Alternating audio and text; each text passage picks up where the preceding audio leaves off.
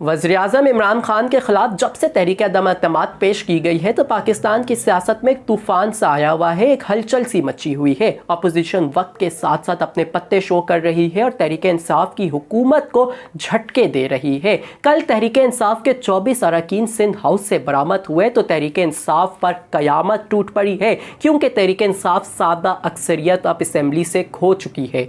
इस जोरदार झटके के बाद वजीर दाखिला शेख रशीद ने इमरान खान को मशवरा दिया है कि सिंध में गवर्नर राज लगा दिया जाए। बाद में जब वफाकी वज़रा प्रेस कॉन्फ्रेंस करते हैं तो फवाद चौधरी भी कहते हैं कि हम लगा सकते हैं। ये गवर्नर राज क्या होता है, ये कितने वक्त के लिए लगाया जा सकता है और किन सूरतों में लगाया जा सकता है, और अगर लगा दिया जाए तो कौन से इख्तियारात गवर्नर के पास आ जाते हैं, आज की इस वीडियो में तफसील से जानेंगे। मेरा नाम है फैसल और आप देख रहे हैं मेरा YouTube channel Faisal Tanoli vlog. अगर आप नए आए हुए हैं तो मेरे चैनल को जरूर सब्सक्राइब कीजिएगा।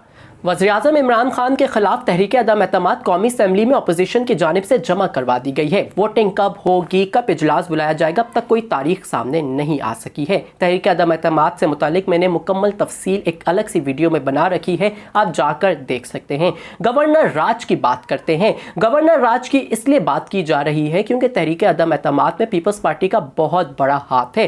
कल तहरीक इंसाफ के 24 अरकान सिंध हाउस से बरामद हुए, जिसके बाद से अब ये मुतालबा वफाकी वज़रा की जानिब से वज़ीर-ए-आज़म से किया जा रहा है कि आप सिंध में गवर्नर राज लगा दें। हालांकि वज़ीर-ए-आज़म गवर्नर राज नहीं लगा सकते, अलबत्ता वो सदर को कह के ज़रूर लगवा सकते हैं। ये गवर्नर राज क्या होता है?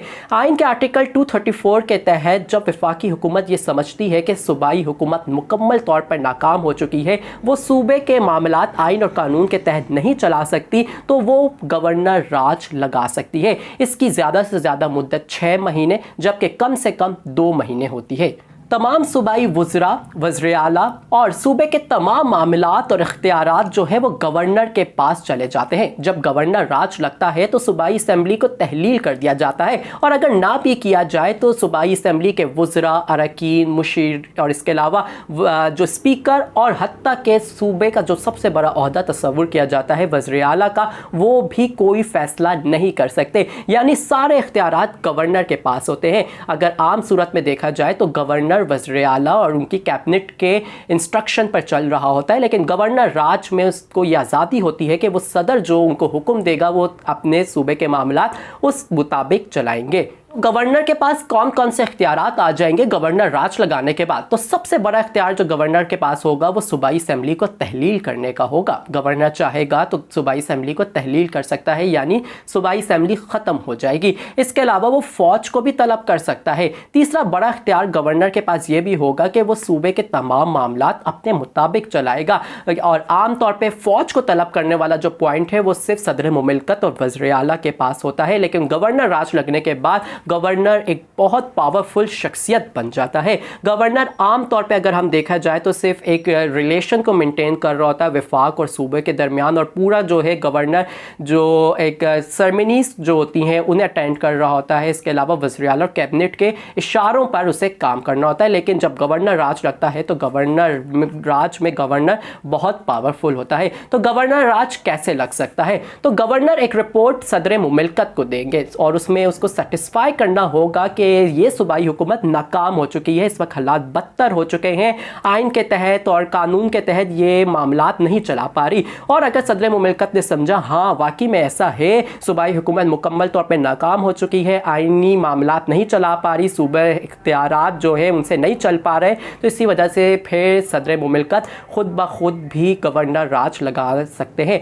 अगर ऐसा नहीं करेंगे तो फिर पार्लियामेंट के दोनों इजलासों में एक करारदाद मंजूर करवानी होगी, यानी कौमी असम्बली और सेनेट से अलग अलग करारदाद मंजूर करवा कर भी सदर जो है वो गवर्नर राज लगा सकते हैं। इसकी कम से कम मुद्दत 2 महीने होगी, और अगर मजीद बढ़ा दिया जाए करारदाद मंजूर करके तो 2 महीने एक्सटेंशन दी जा सकती है। तो ज़्यादा से ज़्यादा 6 महीने से ज़्यादा गवर्नर राज नहीं लगाया जा सकता। तो ये है गवर्नर राज। ये आइन के आर्टिकल में वाज़ेह तौर पर लिखा हुआ है जो कि 234 के तहत वफाक लगा सकता है, सदर को ये इख्तियार हासिल है। और गवर्नर को ये करना होगा कि वो सदर के पास एक रिपोर्ट लेके जाएगा जिसमें तो उसको ये साबित करना होगा, सेटिस्फाई करना होगा कि ये मामला अब हाथ से निकल चुके हैं, फेल हो चुकी है प्रोविंशियल गवर्नमेंट, आप गवर्नर राज लगा दे। और उसके बाद फिर सारे इख्तियारात जो सूबाई हुकूमत के पास होते हैं वो गवर्नर के पास होंगे। गवर्नर के पास होने का यही मतलब होगा कि वो वफाक का नुमाइंदा होता है, क्योंकि अपॉइंट जो है गवर्नर को वज़ीर आज़म करता है, तो इसी वजह से वफाक की एक बड़ी जीत होगी।